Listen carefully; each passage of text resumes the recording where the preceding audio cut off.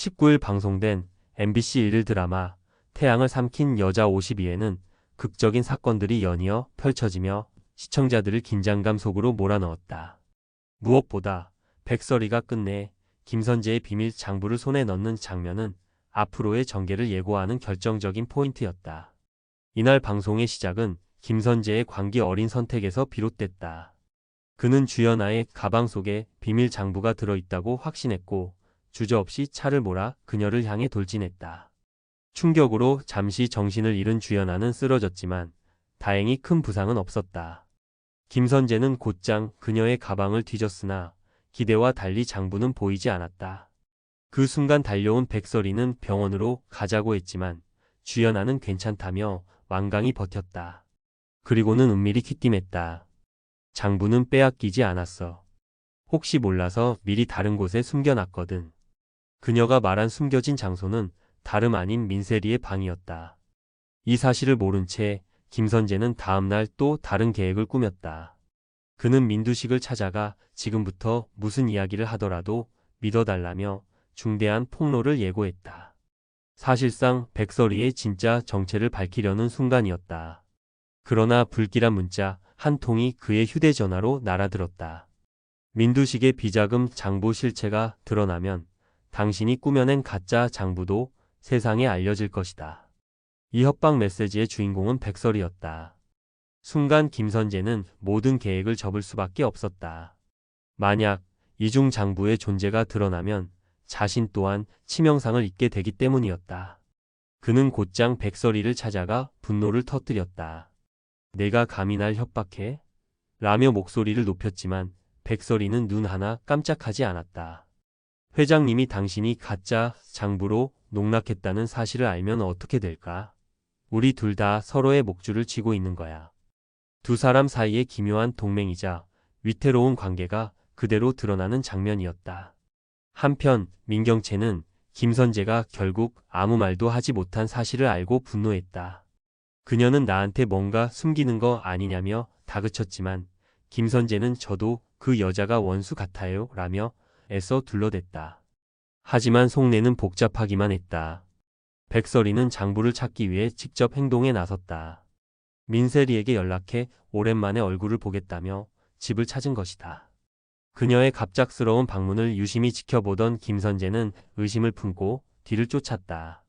민두식의 저택에 도착한 백설이를 맞이한 건 공 실장이었다. 공 실장은 그녀의 방에 들어가겠다는 요구를 막아서며 냉정하게 대했다. 그러자 백설이는 반지를 꺼내 보이며 이게 누구 손에 있는지 똑똑히 봐요 라고 당당히 맞섰고 공 실장은 어쩔 수 없이 물러났다. 마침내 민세리의 방에 들어간 백설이는 장부를 손에 넣는데 성공했다. 하지만 상황은 그리 순탄치 않았다. 컨디션이 좋지 않아 일찍 귀가한 민경채가 집에 들어오면서 모든 게 꼬이기 시작한 것이다. 그녀는 서리의 행동을 수상하게 여기고 곧장 가방을 빼앗으려 했다. 위태로운 순간 민세리가 갑자기 나타나 둘 사이를 막아섰다. 민세리는 언니가 괜히 의심받는 모습이 못마땅했다. 내 방에 뭐가 있는데? 아무것도 없잖아. 주식도 다 사라졌잖아. 왜 이렇게 사람을 몰아붙이는 거야? 라며 민경채에게 불만을 터뜨렸다. 하지만 곧 자신도 마음속 깊이 의문을 품었다. 큰 언니가 없는 말을 할 사람은 아닌데라며 시선을 서리에게 돌린 것이다. 서리는 담담히 말했다. 너도 날 못 믿는구나? 그럼 직접 뒤져봐. 그러면서 가방을 내밀었다. 민세리가 망설이는 순간 서리는 태도를 바꾸며 차갑게 말했다. 보고 싶어서 온 건데 다신 보지 말자. 이 말에 민세리는 충격을 받았다. 애원하듯 나 포기하지 마요. 다시는 안 그럴게요 라고 붙잡았지만 서리는 단호했다. 이젠 누가 뭐래도 날 믿어야 해. 결국 장부를 지켜낸 채 집을 나온 서리. 하지만 집 앞에는 이미 김선재가 기다리고 있었다. 그는 가방을 낚아채며 내 명줄은 내가 다시 쥐었네라고 조롱했다.